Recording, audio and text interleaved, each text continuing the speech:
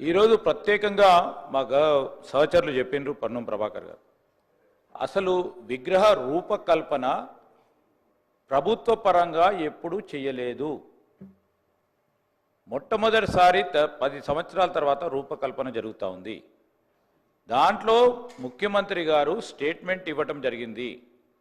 స్టేట్మెంట్కు సంబంధించి ప్రస్తావన ప్రత్యేకంగా ఒక ప్రధానమైన అంశం కనుక మీరు అవకాశం ఇచ్చారు అధ్యక్ష.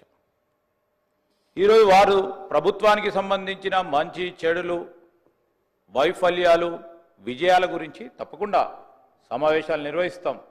మీరు చెప్పే ప్రతి మాటకి 10 మాటలు చెప్తాం, వెనుకకు పోయేది లేదు.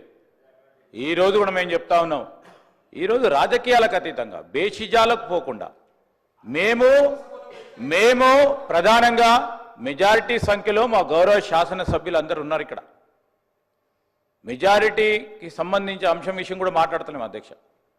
ప్రస్తావన విషయంలో మీరు కొన్ని అంశాలు చెప్తా ఉన్నప్పుడు స్వీకరించడానికి మేము ఇక్కడ కూర్చున్నప్పుడు ఇదే అదనగా అనేక అంశాలు మాట్లాడుతూ ఉన్నారు.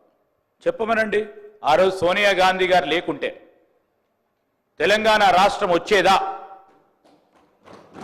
ఈరోజు ఇది కాదు, అందరు యావత్ తెలంగాణ ప్రజానికానికి సంబంధించి ఈరోజు చేస్తా ఉన్న సందర్భంలో నేను చెప్తా ఉన్నా, ఈరోజు కూడా మేము విమర్శలు చేయదలుచుకోలే.